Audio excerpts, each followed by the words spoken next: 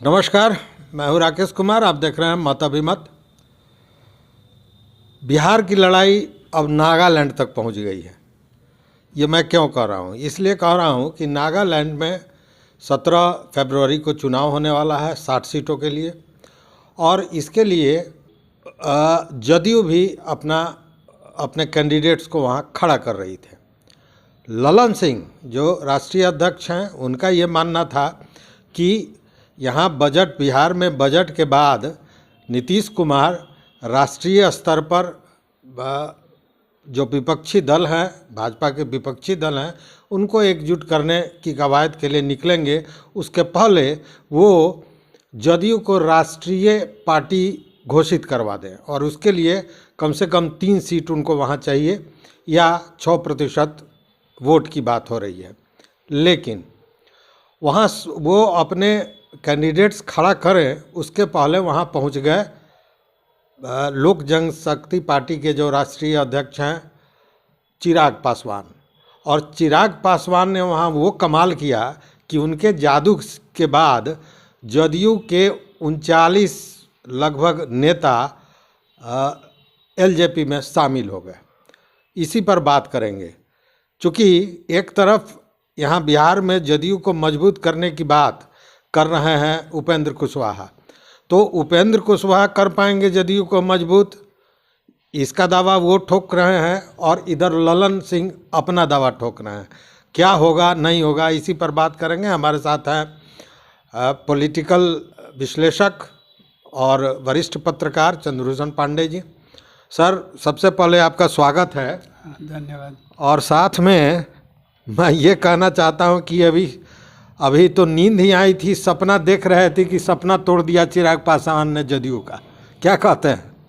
देखिए, नागालैंड में विधानसभा का चुनाव 27 फरवरी को होना है, लेकिन उसकी ज़्यादा सरगर्मी बिहार में है। बिहार में अलग युद्ध हो रहा है नागालैंड के विधानसभा चुनाव के लिए। और बिहार के जेडीयू, जिसके सर्वेसर्वा बिहार के मुख्यमंत्री श्री नीतीश कुमार जी हैं, और इधर आरजेडी, राष्ट्रीय जनता दल, लालू प्रसाद यादव जी की पार्टी, ये दोनों पार्टियां वहाँ लड़ने को बिल्कुल तैयार हो गई हैं। तो इसके पूर्व में भी वो 60 सदस्यीय जो विधानसभा है नागालैंड का, वहाँ पर इसके पूर्व में भी चुनाव में भाजपा शायद 12 सीट पर विजय प्राप्त करके, और एनडीए की सरकार वहाँ एनडीपीपी के साथ वो बना ली है, और वहाँ पर उनकी सरकार चल रही है।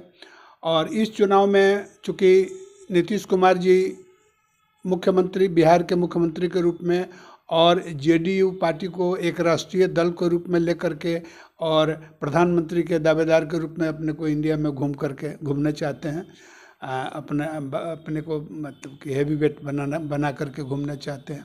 इसलिए जेडीयू के अध्यक्ष, जो राष्ट्रीय अध्यक्ष हैं ललन सिंह इस मुहिम में जुटे हुए हैं कि नागालैंड के विधानसभा चुनाव में वे ज़्यादा से ज़्यादा अपने कैंडिडेट्स को खड़ा करके, और 6% से ज़्यादा वोट जो है सो ले लें, कैच करें, या 3 सीटों पर उनकी विजय हो जाए तो राष्ट्रीय दल के रूप में उनको मान्यता मिल सकती है। तो इधर जेडीयू के उपेंद्र कुशवाहा जी कह रहे हैं कि पार्टी कमज़ोर हो रही है। इसको झूठ साबित करने के लिए ललन जी उसको राष्ट्रीय पार्टी बनाने के लिए एकदम मुहिम बनाए हुए हैं, और बिहार के 3-4 मंत्री जो हैं वहाँ नागालैंड में कैंप कर रहे हैं। तो बिहार में इस बात के दबे जुबान से ही, लेकिन यह चर्चा है कि नागालैंड के विधानसभा चुनाव जो है सो वो बिहार के राजनीति को सीधा प्रभावित करेगी, और बाद में देश के राजनीति को प्रभावित करेगी, ऐसा कहा जा सकता है। हुआ है कि बहुत तामझाम के साथ जेडीयू के अध्यक्ष महोदय ने यह बात कही कि अब हम जा रहे हैं नागालैंड में चुनाव लड़ने, और ज़्यादा से ज़्यादा सीटों पर हम अपना परिवार कैंडिडेट्स खड़ा करेंगे, और हमारी पार्टी जो है सो वहाँ पर दमदार प्रदर्शन करेगी, और हम राष्ट्रीय पार्टी भी बनेंगे। तो इस बातों को लेकर के बिहार के अखबारों में समाचार छपा था, हम लोगों ने देखा था।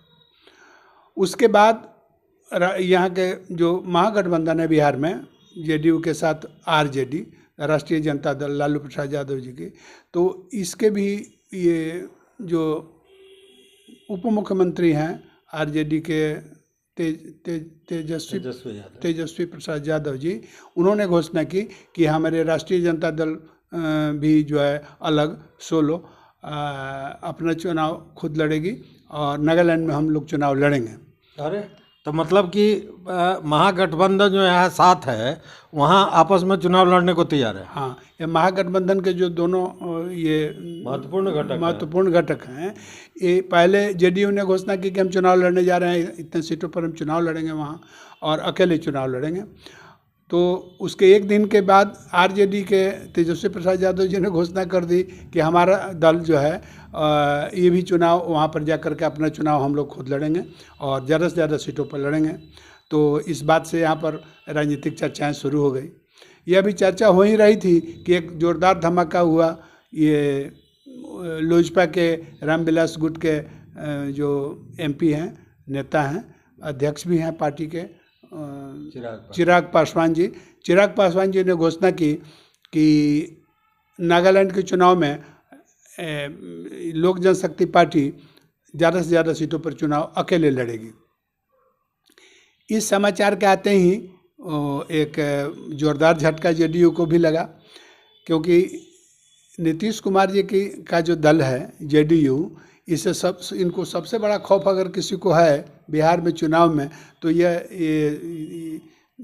लोजपा के चिराग पासवान से बहुत ज़्यादा ये भय हो जाता है, क्योंकि इसी के कारण पिछले विधानसभा चुनाव में इनके सदस्यों की संख्या आधी ही रह गई और आधे ही सीट पर ये जीत सके थे और इन्हें बहुत बड़ा नुकसान हुआ था, क्योंकि एक इंडिपेंडेंट रूप में, अकेले पार्टी के रूप में लोजपा चुनाव लड़ गई थी और इनके कैंडिडेट्स को बुरी तरह पराजित कर दिया था।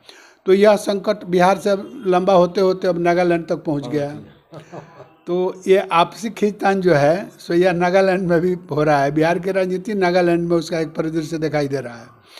तो यह बड़ा ही ये लोगों के लिए इंटरेस्टिंग विषय है। सवाल है कि नागालैंड में अगर राष्ट्रीय जनता दल बिहार के जेडीयू पार्टी बीजेपी के साथ, मतलब बीजेपी से अगर वहाँ पर जाकर के कंटेस्ट करती है फिर से, तो सामान्य ढंग से यही लगता है कि ये लोग जिस वोट पर ये लोग लड़ने जा रहे हैं वह वोट और कोई नहीं, वो बिहारी वोट ही है। बिहार के जो लोग वहाँ प्रवासी हैं वो बिहारी वोट को ही अपने तरफ ये खींचना चाहेंगे और उसी में हिस्सेदारी करेंगे।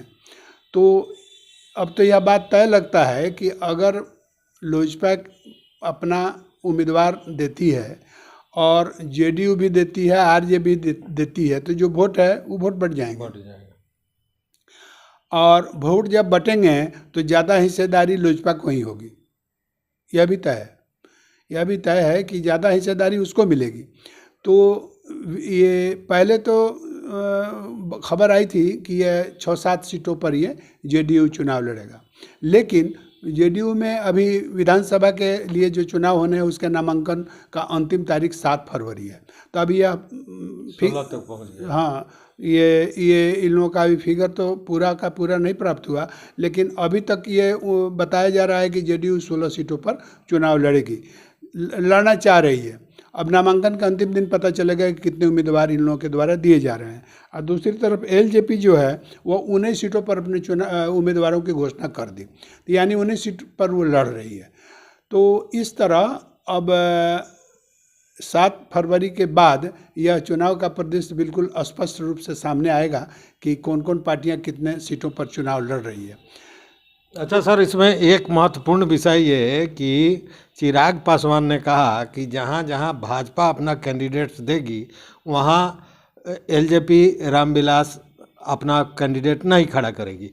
तो जिस तरह बिहार में हुआ था और लोगों ने कहा था कि यह भाजपा की रणनीति थी, माने इसको जदयू को हराने के लिए, तो क्या वहाँ हम नहीं कह सकते हैं कि वहाँ भी भाजपा और इन लोगों की मिल के ये रणनीति है? हाँ, यह तो बात स्पष्ट है, यह सभी समझ रहे हैं कि लोजपा ने यह घोषणा की है कि जहाँ जहाँ भाजपा चुनाव लड़ेगी उन सीटों पर हम चुनाव नहीं लड़ेंगे। और वैसे ही बिहार में भी पिछले चुनाव विधानसभा चुनाव में हुआ था, तो भाजपा यानी कि भाजपा को यह मदद करेगी और भाजपा के से इनका कोई वहाँ पर प्रतिद्वंदिता नहीं है।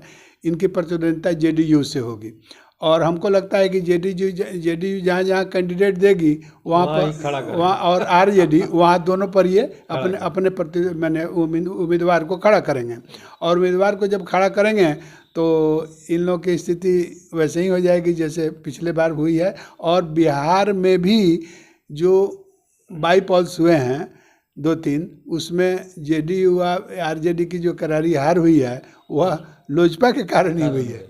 अच्छा, ऐसा भी हो सकता है क्या सर कि वहाँ पे जदयू और राजद एक साथ मिलकर चुनाव लड़ ले? अगर यह एक साथ मिलकर के चुनाव लड़ना होता तो इसकी घोषणा पहले ही हो गई होती। अब स्थिति ने उन्हें बाध्य कर दिया है और वे अब एक होकर के चुनाव नहीं लड़ सकते हैं, है ना। अब वह स्थिति, लेकिन अभी राजद का तो केवल माने घोषणा हुआ है, लेकिन राजद की तरफ से अभी किसी भी प्रत्याशी का अभी नाम नहीं बताया नहीं आया। अभी हम लोगों को भी देखने में नहीं मिला है कि राजद ने अपना कौन प्रत्याशी कितने सीटों पर देने को कह रही है। यह अभी फाइनल नहीं हुआ है, परसों तक पता चल जाएगा। लेकिन यह नागालैंड का चुनाव के नतीजे की प्रतीक्षा बिहार में नागालैंड से कम नहीं रहेगी, ज़्यादा रहेगी।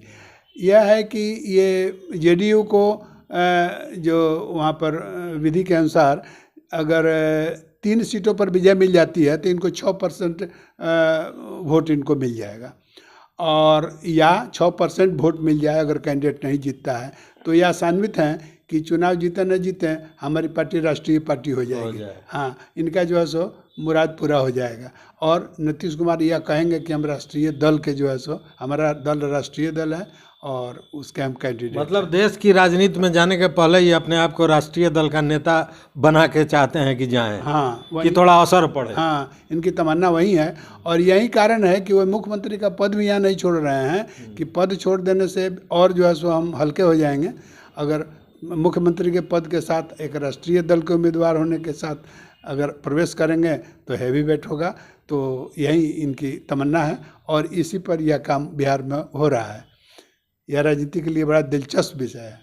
माने कह सकते हैं कि चुनाव भले नागालैंड का है लेकिन लड़ाई बिहार में हो रहा है। नागालैंड की लड़ाई। हाँ, लेकिन साथ में ये भी कह सकते हैं कि घर को जला दिया घर के चिराग ने।